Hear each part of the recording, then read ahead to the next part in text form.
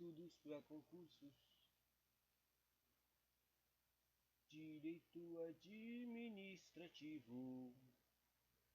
Sobre os atos administrativos para o INSS, para o Instituto Nacional de Seguridade Social. Fase de reforço, fase de força de vontade. Já passei no concurso do INSS, do Instituto Nacional de Seguridade Social. Fui no método super rápido e melhorou muito a minha vida. Eu gabaritei direito administrativo também. Vamos lá. Classificação sobre atos administrativos. Todas as coisas podem ser vistas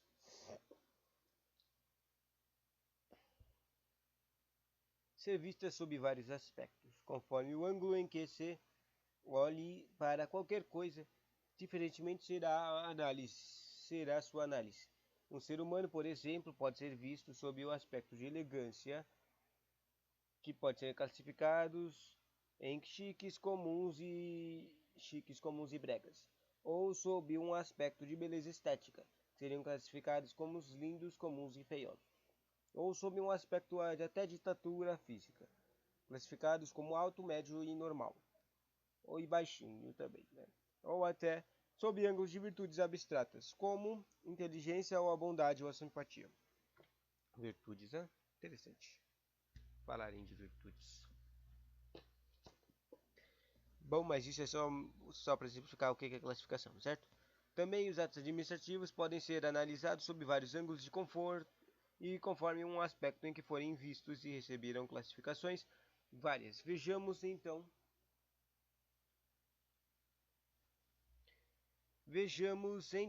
que ângulos são os mais comuns para análise dos atos administrativos. São os destinatários, alcance, objeto, forma, eficácia, exequibilidade e retratabilidade. Então, basicamente, esses caras aqui. Depois da retratabilidade aparece o modo de execução e o modo quanto ao objeto visado pela administração. Você viu que parecem aos... Como é que diz? A maioria deles parecem as coisas do Coppomob, dos atributos da administração, né? Bom, para análise primeiro quanto seus destinatários. Atos destinatários podem ser gerais ou individuais. Os atos gerais com finalidade normativa ou ordinária, os que não têm destinatários certos, abrangendo a todos os sujeitos que se encontrem na mesma situação fática prevista pelos seus preceitos. São semelhantes aos preceitos da lei, abstratos e impessoais. Exemplos de atos gerais são os regulamentos e as instruções e circulares. Sobre os atos individuais, acho mais interessante falar o exemplo antes de ler. Atos individuais são decretos de nomeação, de exoneração, outorgas de licença, autorização e permissão. Agora, atos individuais ou especiais.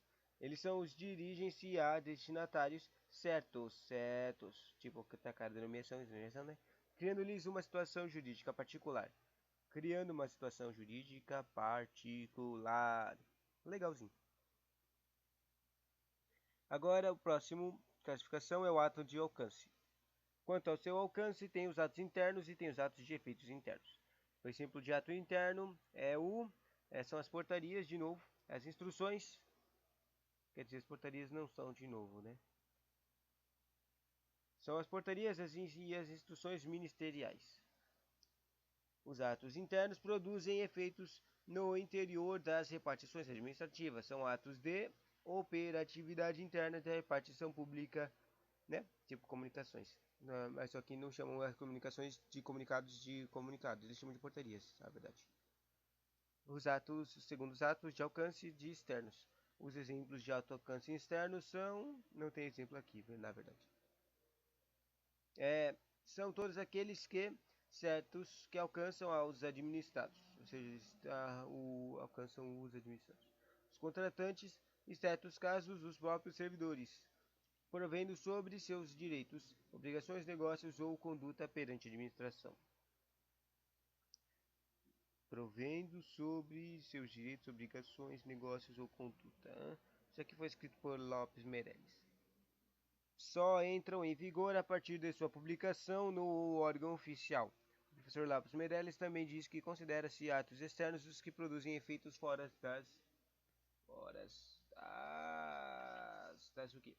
das repartições, embora não atinja diretamente o administrado, bem como aqueles que oneram a despesa ou o patrimônio público.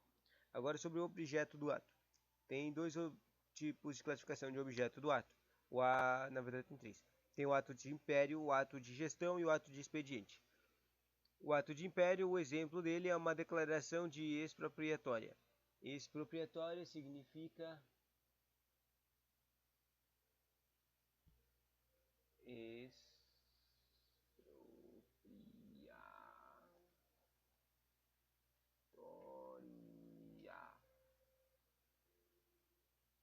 expiatória virou expropriatória. Daí apareceu expropriator, expropriatório, gravo de instrumentação expropriatória, oferta.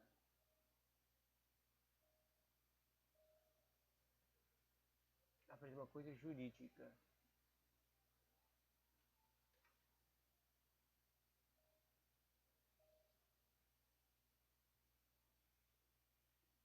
Ticio. Mas apresenta um teco de revistas, IVSP e Navarra. Bom, basicamente tá fazendo umas coisas nada a ver. Ou seja, eles não querem dizer que essa coisa expropriatória é uma palavra em português. Basicamente é isso, né? Expropriatória. Expropriatória tem acento, né? Deixa eu ver aqui, colocar um acentozinho no O. Se dessa vez não funcionar, não vou mais procurar, né?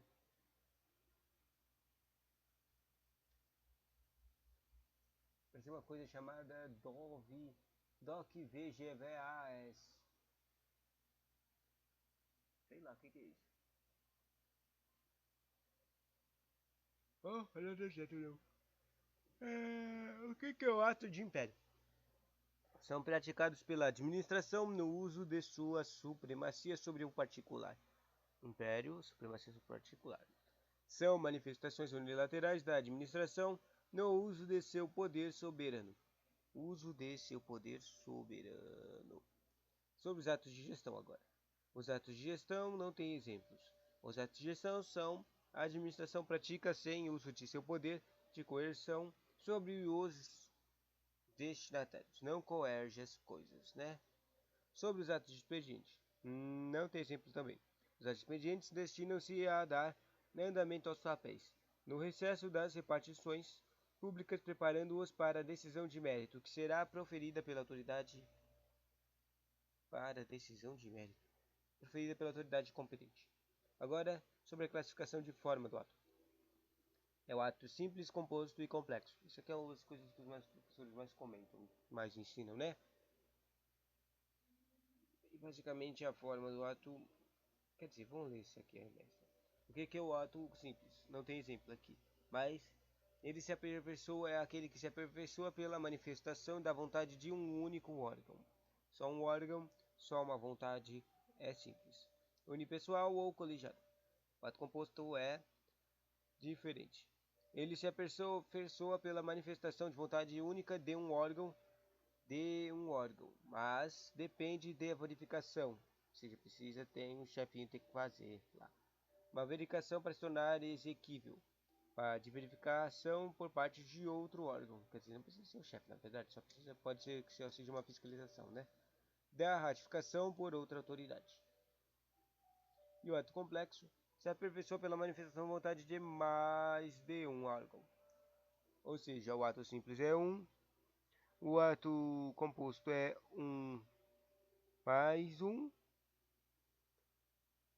e o ato complexo são dois. Tipo, tem uma diferença entre o mais um e dois, tá? Tem mais um órgão da administração e há até um concurso de vontades do órgão de diversos para a formação de um único ato. Agora sobre a eficácia dos atos. Classificação de eficácia. São três tipos de classificação de eficácia: o ato válido, o ato nulo e o ato inexistente. O que eu nunca ouvi falar é o existente. Eu já ouvi falar do válido e nulo. Não tem exemplos, mas o ato válido é aquele praticado por autoridade competente e contém todos os requisitos necessários para entrarem no mundo jurídico, ou seja, ele é normal. O ato nulo é aquele que nasce com vício insanável em seus formativos e é um ato ilegítimo e ilegal, e não produz nenhum efeito. Sua nulidade pode ser declarada pela própria administração ou pelo poder judiciário. Na nulidade opera ex tunc, isso é, retroage até a origem do ato. E o ato inexistente, ele equipara-se ao ato nulo, apenas tem a aparência de manifestação regular da administração. Ou seja, uma coisa que parecia um ato, mas não era um ato. Quanto agora sobre uma classificação de conteúdo do ato.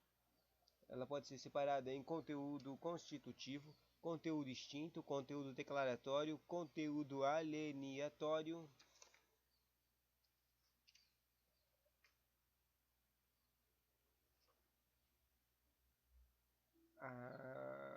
Não, não é aleatório, não é. Conteúdo alienativo, conteúdo de ato de modificativo e conteúdo de abdicativo. E essas coisas aqui, basicamente, eu nunca ouvi falar delas. Mas vamos ver o que é, né? Interessante. Quanto ao conteúdo constitutivo, não tem exemplos. O constitutivo é aquele que cria uma nova situação jurídica para o indivíduo perante a administração.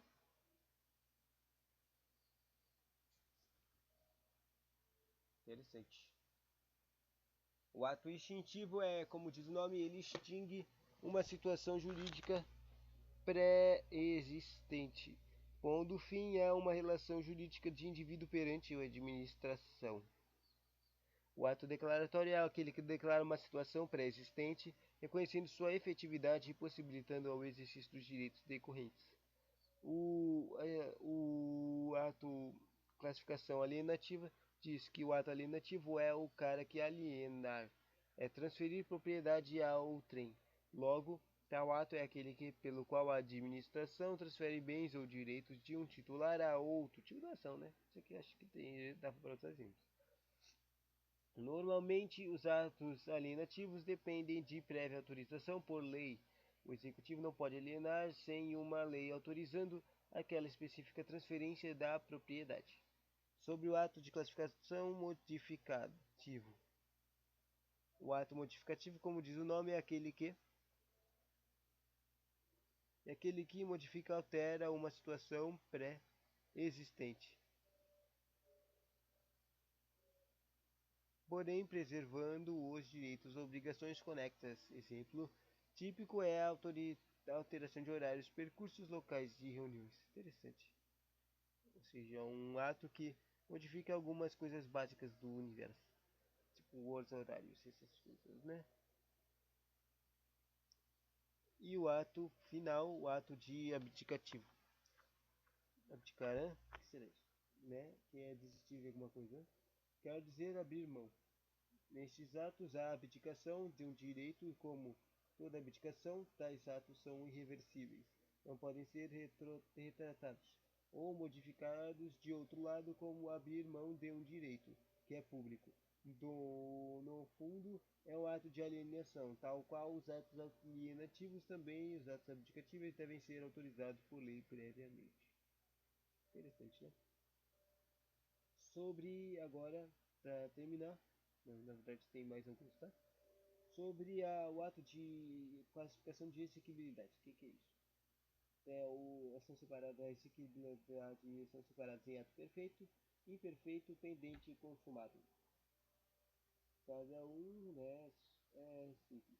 O ato perfeito ele tem todos os elementos para sua operatividade, sendo apto para produzir seus regulamentos.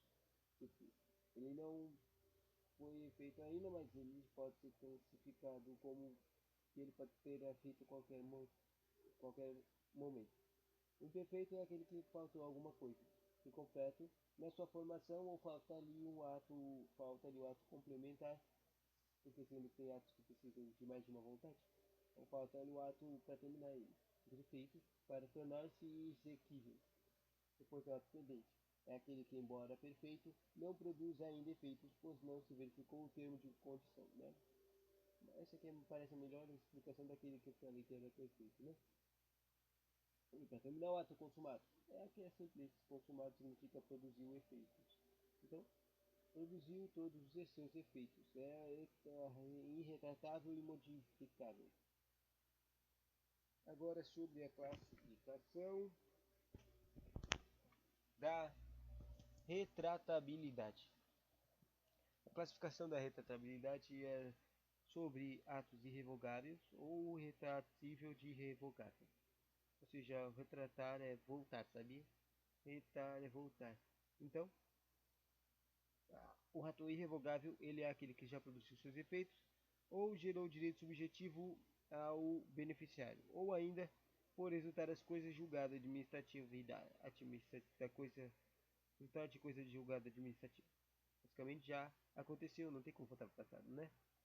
Então esse é revogável.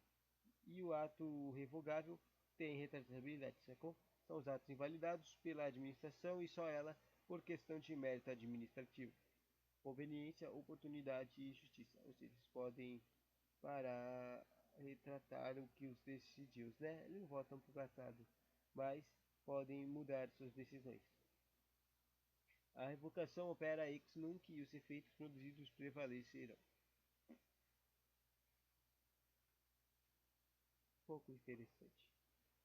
Para terminar, só falta duas classificações. Olha, tinha mais uma classificação de ato de retratabilidade. É o ato suspensível. Quando a administração pública faz cessar os efeitos do ato em determinadas circunstâncias e por certo tempo, o Poder Judiciário pode também suspender liminarmente um ato administrativo. Só isso. Sobre a execução do ato agora. O ato pode ser auto-executório ou pode ser não auto-executório. Aqueles que são auto-executórios são executados diretamente para a própria administração.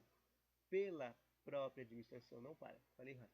Independentemente da autorização judicial. Não necessita uma autorização, a própria administração executa a coisa.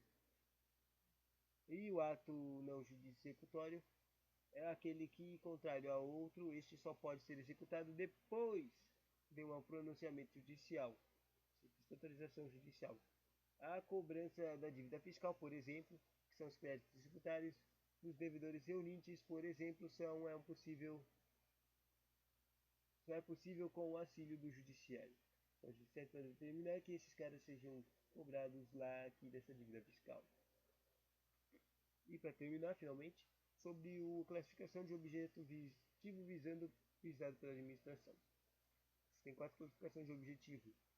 Objetivo principal, objetivo ato complementar de objetivo, ato de intermediário de objetivo, ato de condição de objetivo e ato de jurisdição objetivo. Acabou tendo 5, né? 4. Que dando uma olhada direito as coisas, né? O ato principal é aquele que encerra a vontade final da administração. Vontade final é ato principal. O ato complementar é aquele que aprova ou ratifica o principal, tornando o exequível. Exequível significa executável. O complemento é aquele que precisa de mais um para terminar e fazer o ato principal funcionar. O ato intermediário concorre para a formação de um ato principal e final. O ato de condição é a interpõe-se a outro para permitir sua realização, vai antes, interpõe. E o ato de jurisdição é convém uma decisão administrativa sobre a matéria controvertida. Só não entendi esse último aqui. E assim termina esses trecos de classificações. Tem 10 carinhas, mal completos, né? O próximo conteúdo é sobre as espécies e historização de atos.